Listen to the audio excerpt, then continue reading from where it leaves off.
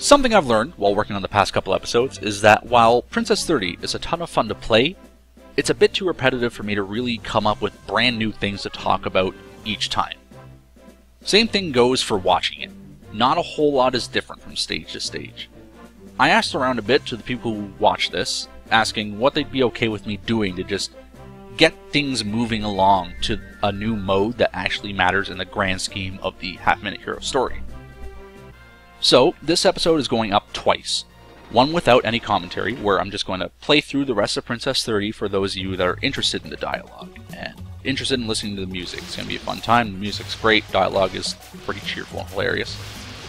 There will also be this video, with commentary, where my guest and I are just going to touch on various topics. Less so the specifics of this game, but more so the trends that this game represents. So with that bit of exposition out of the way, if you'd like to introduce yourself. Certainly. Hi there. Name's Patringham, and I'm Cowbox asked me to give my input on the subject because for the past few years I've been working or involved in the games industry. And during that time I was involved in the design process of a few different games, and you sort of notice different trends, the way you're designing games changes. Those trends in particular, one of the topics that sparked one of our earlier discussions is retro games and the fact that they exist and that they're trying to recapture something. And you had some good theories of what it is that retro games are trying to go out and accomplish. Yeah. Well, a bit of my background. I worked at a small studio in Charlottetown called Byte Games. They were recently bought by EA. Really, really good studio. And we worked on a number of games for the iDevices, your iPhone, iPad, and other mobile platforms, and some for computer as well. But the last game we worked on was one called Trade Nations for Facebook. Yeah. And it's your typical yeah, it's based on that archetype, sort of the free-to-play, transaction-based gameplay. So it's a standard fare for what you'd find on Facebook. I was proud of the work that went into it, so I'm sad to dismiss it as just, oh yeah, it's just like every other Facebook game. But not Farmville. Now, to be fair, like, I hadn't played Farmville before. I did try it when you finished working on it, and I thought it wasn't too bad, but not my cup of tea. It's more of a casual. It's very much a casual market style of game. And it was just designed differently from the other games that were. It did very well. It's actually what got Byte bought by EA. Byte is, my understanding now, I haven't been back in a while, they're working on a lot of EA's mobile and transaction-based gameplay. They released Simpsons Tapped Out was the last big thing they did, which did very well. My understanding is it crashed EA's server like the first day it was out. So that's pretty cool. I suppose what I initially mentioned last time was the first game that we worked on, we had a specific player in mind, and we designed the game around that player. Yeah. One of the bigger titles that I worked on was TNA Wrestling, and it was a surprising amount of fun to work on. I'm not a wrestling fan by any stretch of the imagination, but YouTube it just thinks you are. Yes. I looked up so much wrestling finisher reference for the animations in the game that YouTube is convinced that I love wrestling finishers, and every now and then it's just like, you know, Hulk Hogan's new finisher or whatever, and you see this 60-year-old man barely managing to leg drop another 70-year-old man. Yeah. But no, it was silly and it was fun. And the game contained what my art director referred to as douchebag art. TNA was a game for douchebags, and I hate to, if any of the listeners are wrestling fans, I don't mean present company excluded, I guess I should say. But there are some special folks that play those sorts of games and like that sort of style. And it's just tattoo flames on top of chains, on top of, you know, tribal tattoos. Oh, and skulls with wings that have eyes, and it's just like, oh, it's just completely over the top. No matter how much layered garbage we put over top of it, they just wanted more. My favorite was this Jeff Hardy themed ring I had to do, and they just kept sending it back. I was just like, I don't know what to do. And like, I designed like the tattoos that went into the game, and just the art director would just come up and was like, oh, that's awful. I hate you. It's perfect. And, yeah, it was a very specific audience in mind, and we designed it around that audience, and that's part of why it did very well. Yes. And we also there's lots of artists that work there. We did a very good job on it. That's two things: knowing your audience and hiring talented people, and you get yourself a good game. Trade Nations represented a sort of a shift in that paradigm, in that trend. It's something that's called analytics-based game design. Back in the day, your original games, ones we'd now call old-fashioned or retro games, there was just a gameplay mechanic that they're built around, something simple. Jump and shoot. Yeah, jump and shoot. Jump and shoot, man. Called jump and shoot, man. Yeah. Well, no, like in Mario, your objective, you walk forward, and you jump over some things, and you jump on top of some other things. And moving and jumping are your bread and butter. Those are the only two things that you need to survive. Build a game around it. Yeah, exactly. And they built a game around it. And other games, instead of being clones of that, although there were many, many, many clones of that, they represented new things that were coming out, a new gameplay mechanic, and it was built around that. But as more and more games came out, it started to be more about what games were popular. And so you based your new game design around what game is selling well. Yep. And it ends up in some studios being a sort of a bandwagon style thing, where, hey, this kind of game's going really well, let's all make this kind of game. And every studio gets its, clone of the same title. And you'll see it, one studio releases something that did well, and other studios will release a copy of that. You'll see it in, I don't know, I guess could you call, like, Guitar Hero Rock Band, that kind of thing? Were those different, The people who started making Guitar Hero went on to make Rock Band. Oh, okay. No, sorry, bad example. Something like God of War, Devil May Cry. Yeah, your smash 'em up games. They're very similar in nature. Very popular around the PS2 era. Now that I think about it. Yeah, like that time there was a lot of those kind of games. Yeah, cut from the same cloth, if you will. And nowadays it's more first-person shooter. Yeah, it's actually one of the things that killed the industry. There was this big crash. A lot of people blame ET on the Atari for it. Yeah. Those of you who have sat through any game history classes, which might be limited to those of you who attended some sort of animation course, but those of you who sat through one of those classes will remember talking about that crash and how it was just the market was flooded, where somebody releases a game and then everybody else releases a cheap knockoff of that game, and the consumers couldn't decide what new system came out was good. There was so many different platforms, so many different games, there was no consistency, and it died. It died pretty hard, and then it came back, because we're talking about games right now. So there is dangers in just deciding what's popular and making it. What I'm getting at through this long tangent is a subject called analytics-based design, where you could compare it to design by committee, which is a derogatory term in the design world, that something has been designed by a committee. Two good quotes. Winston Churchill said that in all the statues and all the lands, in all the towns and all the lands, sorry, there are no statues of committees. And the other one is, maybe more commonly known, a camel is a horse designed by a committee. The basics is, you poll people, you launch, say, a beta version of the game and see how many players you gain or lose, depending on the changes that you make, and you base your design process on that, rather than on the players themselves. Yep. So when Trade Nations came out, we are trying to get on board of the free-to-play market, and we have an idea that's kind of neat. The idea is that when you buy a resource, when you have this little town, it's a town-building game. You build the means to build a resource, and you sell this resource. And if everybody sells wheat, wheat loses its value. But if nobody's buying stone, stone gains in value. All of a sudden, stone is expensive to buy, which means people make it, and they sell it for more money. We had a functioning version of this game for a while, and we released an iPhone version, but we released it with the help of another company. And we had to release our Facebook version immediately, or we were going to lose our intellectual rights to the property due to some fairly complicated contract stuff that I will not claim to understand. But we were going to lose the rights. If they released one first, they were going to have it. So what we did was we took the beta version of Trade Nations Facebook, and we took the word beta from under the name, and we removed it, and then we released it on Facebook. And that was the only change that we made. So nothing was balanced, nothing worked, none of the props were in. We didn't have any plan for the updates we were going to release, but we knew we had to release them every 2 weeks. Yeah. And meanwhile, the stuff that was already there wasn't balanced, so it was delicate. So what we started doing is just, we'd put a specific sort of advertisement out and see how many people we got. And then if that didn't work, we'd change advertising and see if the numbers went up or down. And then we start changing things in the gameplay. So we'd record how long people stay, how long people are playing for, how long they stay for, when they start dropping out, what causes them to drop Yep. out. We got as much feedback from them as could, and we implemented every piece of feedback that we got, no matter how mundane or moronic it became.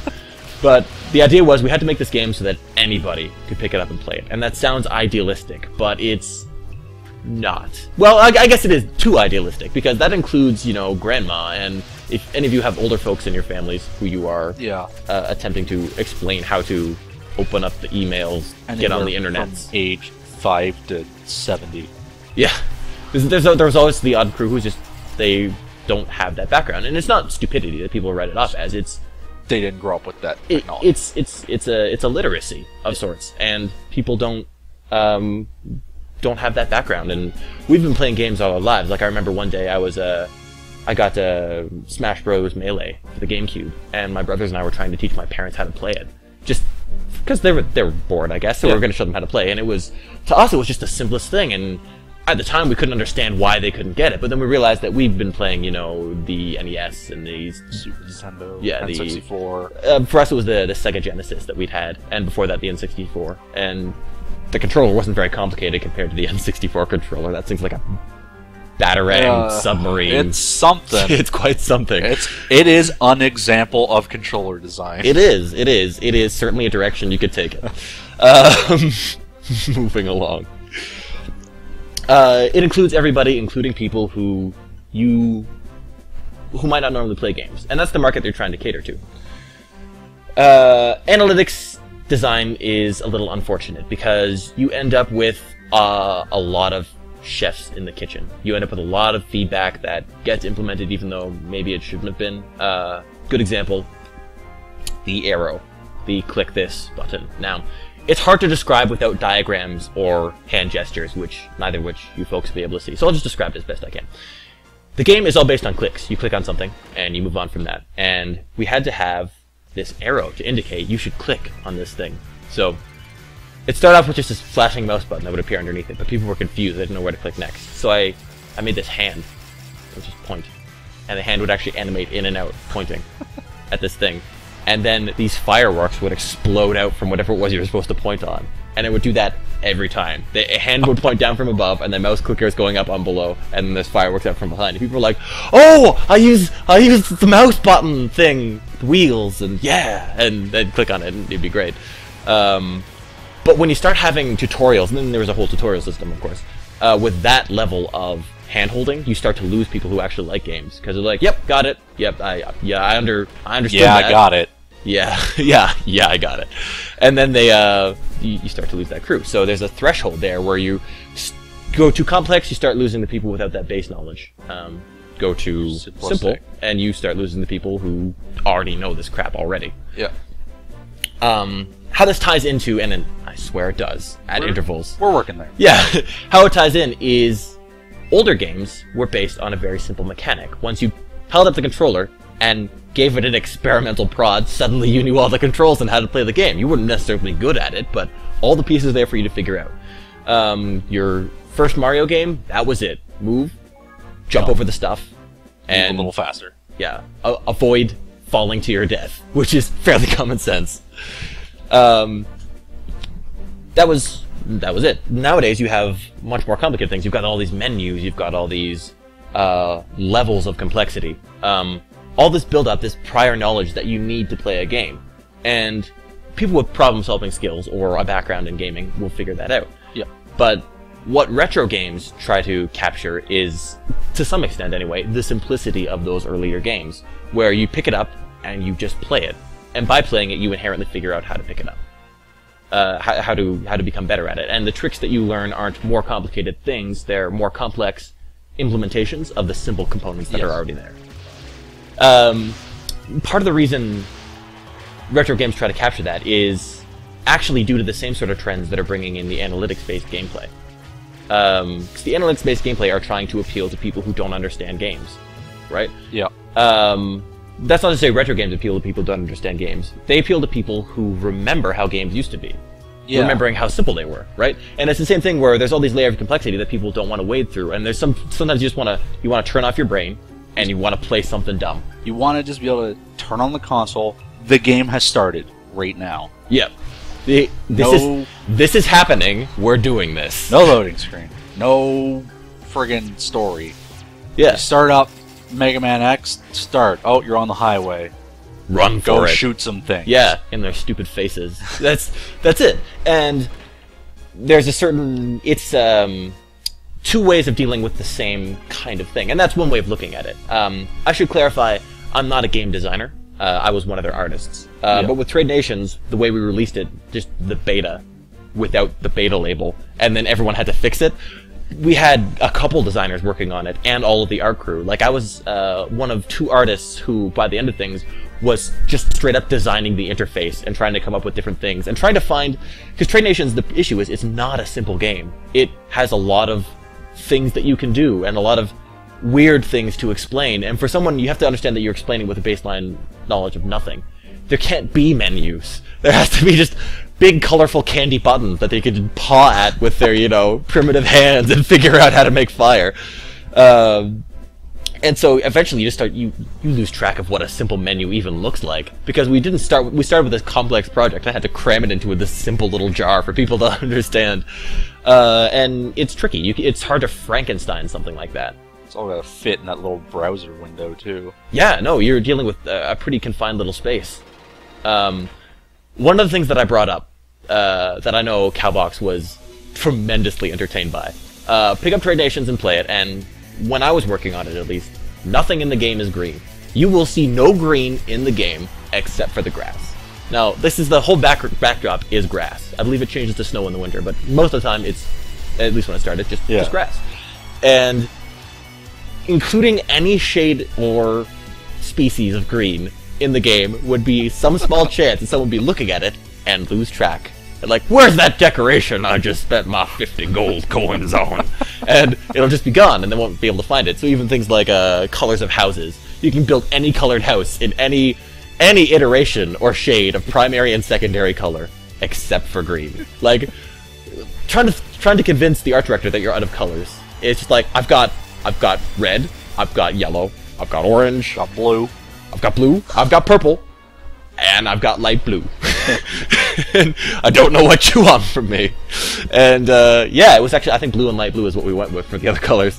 Villager costumes. I designed all their dumb little hats, and none of the hats could be green. I made this fisherman who was on this earth tone fisherman stuff, and that wasn't going to fly because he had green on him, even though it was a brownish green. And so I think we ended up with, like, instead of the green hip waders, it was like rubber ducky yellow boots, and he looked a little bit firefighter. I'm not sure exactly. I don't know if they actually went through with the fisherman. It was one of the last things I was working on before I got moved to another project. But yeah, suffice it to say, making something that is not simple into something simple doesn't actually always work. It's actually a case where you have an odd sort of success with a game like Half Minute Hero.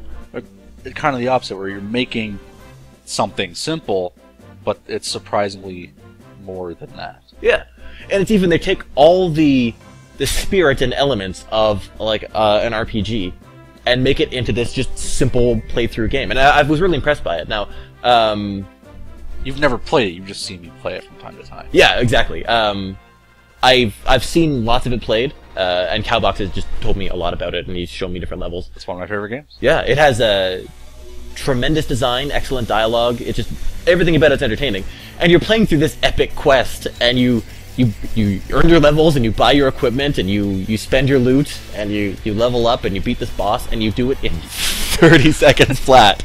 And then the credits roll. And then, yeah, every time you get this, like, yes, I am winning at something.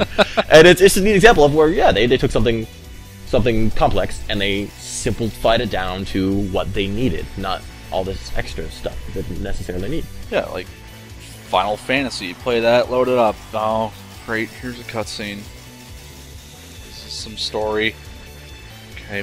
Okay. Here's a mini game that I don't really understand the purpose of or enjoy. Or here's some filler. Go grind for yeah however long. It's yeah. Well, things are what they are. Yeah. Another thing that's sort of sparking this trend, I think we talked about a while ago as well. The fact of just internet piracy, the ability to pirate things on the internet now, where consumers will tend to get the game however they can. And it's not just piracy online. Like, I'm going to buy this game, and then I'm going to take its files, and I'm going to put them on the interwebs, and people are going to steal those. And this is what we call internet taking, or, you know, whatever. It's piracy, by any other name, torrenting, whatever. It's going to happen. Yeah, it does. And there's people who will pirate things. Yeah. And it's difficult for companies to work around, because companies now are big, very big. The companies that make successful games are huge, bloated corporations. And some of them are still doing a fine job of things, but it's hard for an organism that big to keep in touch with individual traits like that. And it's difficult for them to find ways to still make money, because their artists need to eat too. They got to turn a profit on this stuff, even though they're big, wealthy corporations. It's getting harder to turn a profit on games, because making games is constantly getting more and more expensive. They've got to outdo the games that are coming out now. They've got to make it bigger. They've got to make it better. Yeah. But they're still selling games for the same price. You look back in the day, NES games sold for like $50, $60. It's those same layers of complexity we were talking about before, where all these different menus, all these different quests, all these different things. That is, if anything, even more ridiculous in the game development cycle. The game development cycle is just massive now. Like, you have projects that are just on the go for years and take hundreds of people to work on. Yeah. Just like, seriously, some the artists and programmers who will buy a house in a new town and raise a family on the money that they make working on this game for years of their life. This is the thing that people pick up and play. So they need to turn a profit on this stuff. It's not the corporate greed that, you know, your Robin Hoods of the internet will lead you to believe it is, because it's playing a game and enjoying it, and then deciding not to support the artists who made it. Now, a lesser evil of that. I'm not even gonna lie. I just want to say, like, I did pirate Half Minute Hero to begin with, because it was just new. I didn't know about it. I was like, oh, looks like it could be fun. I tried it out, loved it, bought it. It's actually, yeah, we're gonna touch on that too. The next thing, people who would pirate games but who also want to support it. Like, people want to know if they're gonna like the game. Yeah, and no one wants to spend $50, $60 on a game and then it turns out, oh, I don't even like this. Yeah, there's different ways to implement that. That's sort of what we're getting at too. But another thing is, say, secondhand games, where you didn't buy the game, you bought it secondhand. The money still doesn't. You did pay for the game. You did pay for the game. The developer doesn't see that. You did not steal it. You did nothing wrong, but they're still not turning a profit on it anymore, and that's big too. It means it pretty significantly reduces the number of copies that they're going to sell. Yes. Because half the people will buy it, half the people will wait, and it's going to be more and more so. Like, a third of the people will buy it, 2/3 of the people are going to wait, and or they have to wait, or they're going to wait till it costs less.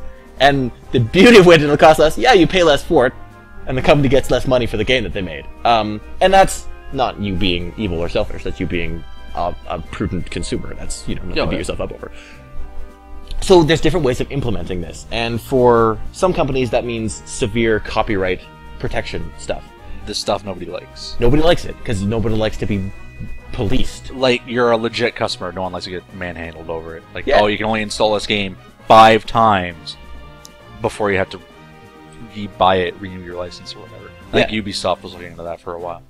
And it's not ideal, but it is a result of we've done this to ourselves, people. I guess you could say. Yeah, we've done it to ourselves to a certain extent, and people are finding different ways around that. And part of that is where your Facebook games come from, a la Zynga, a la Farmville. They make a game that, instead of selling you the game, they will give you this game. It is yours. You play this game. It's free. Go ahead, play it. People will take free things. Sample people? That's what it is. We're going to give you a free sample of this cheese. And you'll be like, man, this is good cheese that I wouldn't normally have bought. But now I'm feeling impulsive. Yep. Same deal. They will sell you cheese, and cheese it is. Oh my goodness. Play some of those Facebook games. They want you to stay. So if you ever want to feel loved, you open up a Facebook game you've never seen or heard of, play it for a little bit, and read the character dialogue, and just feel how badly they want you to stay. It's Please buy our stuff. They will beg. Some of them will beg. It's pretty awesome. They give you the game, and they more accurately give you part of the game, and they hold the rest of it hostage, and they sell it back to you in little bits and pieces. So, hey, you need to build a castle. You need it. Your villagers want this castle. Yep. The villagers that you have made, they rely on you for your castle. We'll help you build this castle for a couple bucks. Or you could play the game. You could gather a bunch of wood and stone and stuff. going to take a while. It will. You'll have to wait. You're going to have to sit here and wait. We're going to give you 15 minutes of solid gameplay before you have to wait till your stuff recharges to the next day. Because that's going to keep you coming. That's our hook. Yep. You can wait, but if your friends are playing this game and you want that castle first, it's only $1, man. You can spare $1 for a castle. Just don't buy your morning coffee. Yeah, exactly. Now, we make it sound pretty sleazy. It's not. It's... No. Game developers need money. Yeah, exactly. You've ever bought DLC for a game? Absolutely. Same deal. Because they sell you a game. They sell you, admittedly, they're still selling you the whole game, but then they're going to release, with the same, more or less the same assets, they're going to release new content for that game. Yep. And lots of work and quality went into it. I'm not dissing. I love me some DLC. Oh, yeah. No, if I love a game, DLC looks interesting, hit me up. Yeah, definitely. Give me more. And even those who like to support their artists will see it as an opportunity to do so. But it's the same deal. They're finding a new way to profit from the money that they've already made, the game that they've already sold. Yeah. I guess. Keeping people interested, keeping people just spending a little more on it. We know you've spent money on us before, so it shouldn't be too hard to market for you again. Yeah, You're exactly. interested in the product. You want more. Here's more. And it's not entirely different from that sort of analytics-based gameplay, where we're going to find out what people like, we're going to sell them that. And that's being a smart business person. Everyone does it to a certain extent. Yep. You'll, and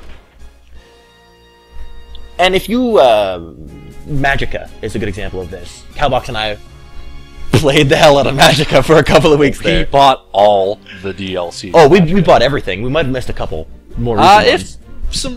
If some came out recently, then we might have missed it. Yeah, but even things like, here's some new costumes. Would you like to dress up like the crew from Reservoir Dogs? It'll be $2. And it's just like, why the hell yes I would. That would be awesome. But it's also, the way I see it, they're not releasing this to be arrogant or anything. They're like, hey, we like to eat. And we made this stuff. And it's not very expensive. But if lots of you buy it, we get to eat food today. And so that's sort of how I saw it. I was just like, yeah, you know what? That's worth it to me. I enjoy the game. So that's a couple ways of dealing with it, where you produce inexpensive assets and sell them to them. And that is, it's fair. And anything, all is fair in love, war, and, corporate business. But there's different ways of dealing with it that are more or less appealing. And the free-to-play thing does appeal to some people. Some people really go for that. They're like, yeah, all right, I've got a few bucks to spend, and if this dollar will give me $1 worth of enjoyment, then yeah. Team Fortress 2. That went free to play. I played it. I've probably spent at least $30 on it by now. Yeah. Just on hats. Because I was like, whatever, I got the game for free. You will gradually... Here's some money. Eventually, everyone does it like, no, I never pay for stuff in games. Yeah. I thought buying hats was going to be one of the dumbest things ever. And I played the game, I was like, what's $20 compared to this 300 hours I've already put into the game? Yeah. You sort of realize that, this entirely digital object in-game is legitimately worth $6 to me, and I think I'm going to pay for it. What the hell? So yeah, it works. It's not a bad system. It's how you implement it. Because a lot of Facebook games right now, they're just straight up a scam. Because to the point where, like, you can play this game for 15 minutes and then you're out of energy. And to get more energy, you can either wait till tomorrow or you can buy some more points. And it's actually designed to be as addicting as possible. Again, this is going to be hard to explain without diagrams, but one of the things we did on Trade Nations that I was directly involved in, and which keeps me from sleeping sadly at night. It's one of the finest examples of dick move design I've ever seen, where we don't want you just to play Trade Nations. We'd love you to play, but we want you to tell your friends about it. We want your friends to know that you play Trade Nations. Everyone has to know that this is how you're spending your time at the office. So, there's this button, and it's labeled OK. And people love this button. Literally, it just says OK. No, it's every button labeled OK in every software ever. The software has given you information. Now, it's fair enough, you needed this information, but you don't want to read it, so you click OK. OK isn't like... Oh, okay. OK isn't like, got it, computer, thank you. It might be. Some people might be good mood. But mostly it's like, OK, I got it, good, go away, go away. Pop-up just pops up, and you're just like, okay, yeah, I get it. It is the They barely... don't read it. It is the barely polite way to dismiss a menu that you don't want to read. So every menu in Trade Nations, when Mr. Mayor pops up with his spectacles and his big nose and his mustache to tell you that you've achieved this new achievement, you're like, okay, yeah, cool. Reward screen. Okay, thank you. Moving on. Someone sent you a gift. Got it. Thanks. Okay. You've just unlocked this achievement. Would you like to post this to your wall? Okay. Share? What? No! And you hardly click it because it's the same place, and it's the same color, and it has the same font. Instead of being in a different spot, originally it was OK share, but we just removed the OK button. There's no button on the bottom except for share. There is an exit button, because you can cancel, but it is, like, little X in the corner. It's a little ambiguous. It's even, I think, desaturated.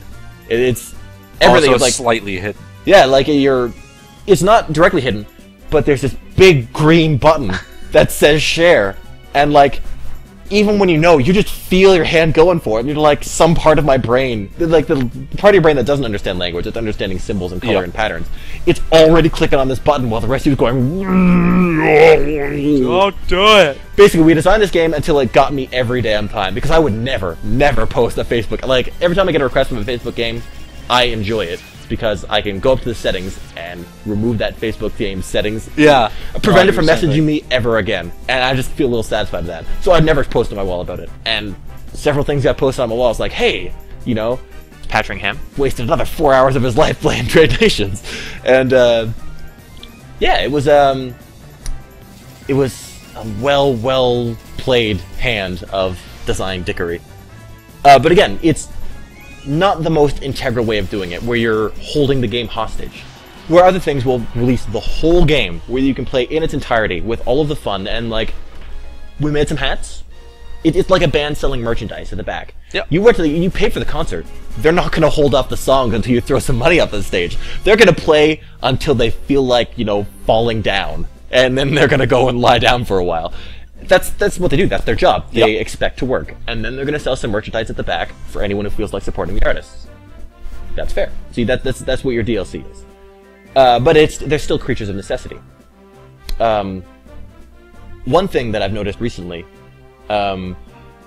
is the sort of the influx of indie games. Now, indie games have been around for a while. Yeah. Most games start out as indie games at some point. It's got to start somewhere. At one point, Nintendo was pretty indie. Now it's not so indie. But you notice more of them, and that's because a lot of the bigger companies getting bigger and tired and sick of dealing with crappy fan base sometimes.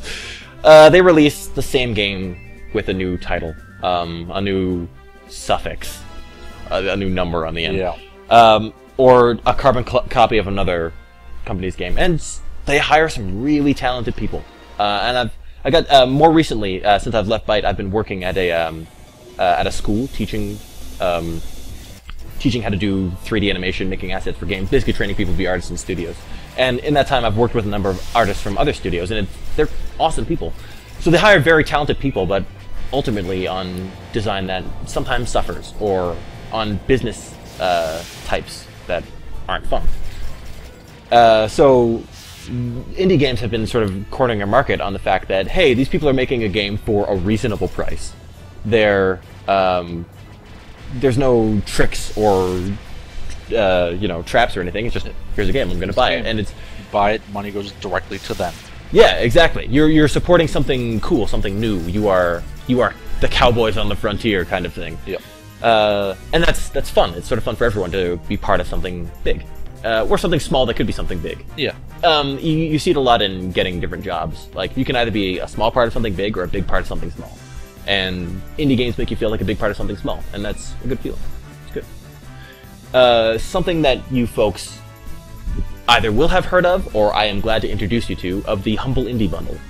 Which I'm is just pretty sure everyone knows about the Humble Indie Bundle. Oh, I know. It's, I don't know, maybe you've got some out-of-loop people who have stumbled across this, video and just can't figure out how to shut it off. They just keep talking at me from this here window. But half an hour, they can't figure out how to turn it off. Yeah. They've tried unplugging their computer, but it just won't work. They've got the microwave unplugged now. They unplugged the monitor. Yes. That's about it. The speakers won't stop. Oh, I don't know if this fictional man is. Yeah. They release a bunch of games. A bunch of developers get together because they realize people might not want to pay a bunch of money for something small. So they release all of these games, a whole bunch of pretty cool stuff for whatever you feel like paying, from $0 to infinity dollars. Generally, what it means is, instead of somebody going and pirating your game, if you say, hey, you're not going to pay for it, don't pay for it. Have it. It's yours. You weren't going to pay for it in the first place. Yeah. You might as well get it from us. Yeah, you may as well get it directly from the source, where it's not going to be buggy, it's not going to be cracked, you're not going to have any issues just playing it. It's going to play exactly as it was intended to play, and they've gained a fan instead of, losing an audience member, and their friends will play it, and eventually those people who actually have hearts and would ever in a million years have paid for this game will eventually be like, yeah, you know what, this is worth money. These people have done me a solid, and I will do them a solid and pay $1 or so for their game. Well, anyway, that evolves too. It's not a perfect system because it is a little idealistic, but I think it's a step in the right direction. And they even do things like extra games for beating the average. Which is a way of just trying to keep people who legitimately would never pay for it still won't. But people who were on the fence might. I pay a little more. It's a hook, and hooks aren't bad. They're part of good business. I mean, I fall for it every time. They're like, hey, this extra game you never heard of? It's yours for free. Or not for free. It's yours if you beat the average, which is about $1 more than you were planning on paying. And I'm just like, might as well. Hells yeah. I'm probably not going to play this game in the first place, but whatever. Consciously aware that I am falling for it, I would just be like, yes, definitely yes. Okay button. Give me the stuff. So yeah, there are there's good results and bad results of the way the industry is going, and I guess we touched on bits and pieces of what exactly people are trying to recapture. Probably never really came to a conclusion about anything, but inane ramblings are always enjoyable. It's not so much about the inclusion. We're speculating openly. So what Half Minute Hero is trying to recapture, or what retro games are trying to recapture, is at heart the simplicity. Simplicity. Before there were, menus and before you had to be a marketing expert to figure out whether you were being ripped off.